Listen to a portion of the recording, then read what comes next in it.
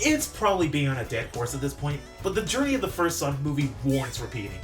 When that first trailer dropped with that face, you know the one, the idea it would even make its money back was laughable. But a 3-month delay and a design change later, the first movie was a hit, and a sequel was greenlit.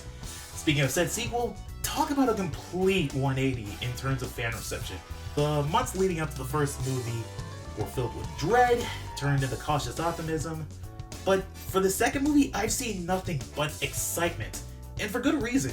From the reveal that Knuckles is going to be in the movie, voiced by Idris Elba of all people, to the trailers, to the posters, oh my god, the posters!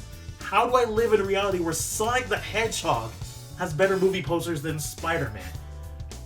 Everything was pointing to this movie being a slam dunk, which only fed the negative voice in the back of my head, thinking, but what if it wasn't? And as I sat down and watched Sonic 2, I went in with high expectations and was hoping for the best. Admittedly, during the first act of the film, I was concerned. It felt a little too similar to the first movie. What with our heroes on the move to a certain destination, shenanigans ensuing on their trip, Robotnik is hot on their heels.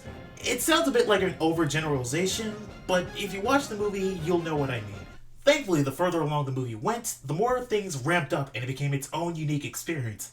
And that is in no small part thanks to the new characters introduced. First off is Tails, who's exactly how I want Tails to be. He's intelligent, he's tech-savvy, building many incredible machines in the movie, and he's a pretty good pilot. The friendship he builds with Sonic is so adorable.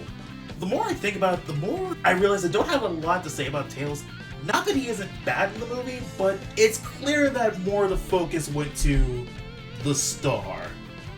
The star being a certain echidna who doesn't chuckle, by the name of Knuckles. And I have to repeat this, he's voiced by Idris Elba. Knuckles in this movie is all business. He's very commanding as soon as you see him on the screen, and seeing him throw down is an absolute treat. But something that I find very interesting is that Knuckles is surprisingly funny in this movie.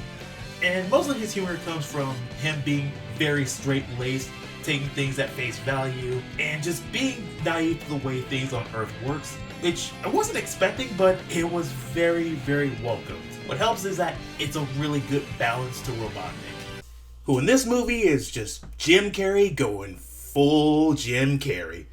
Now, that might be a turnoff for some people, but I think it works for the most part. It sells the fact that Robotnik in this movie is definitely a little more unhinged following the events of the first movie.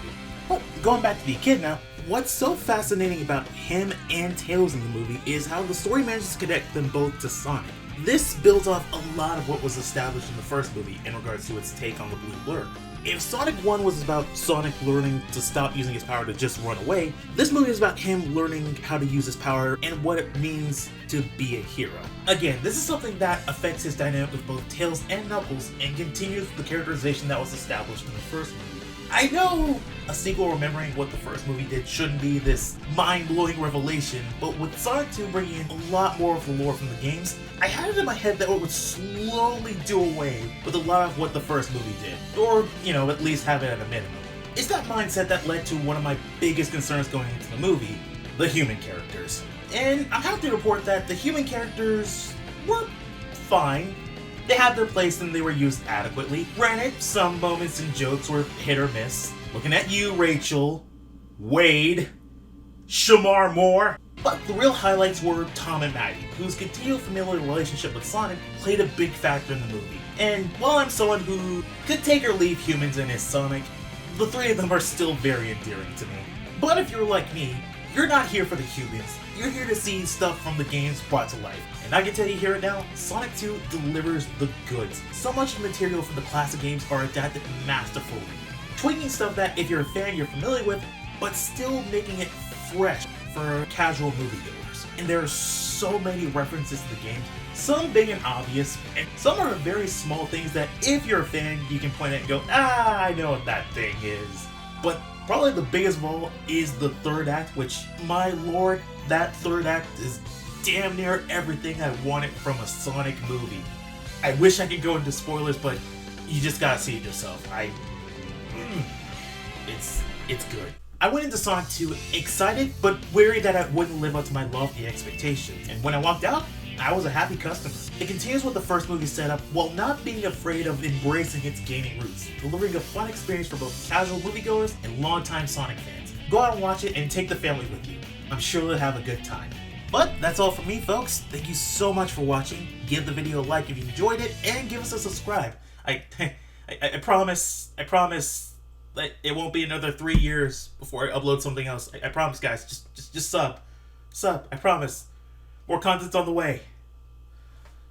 I promise.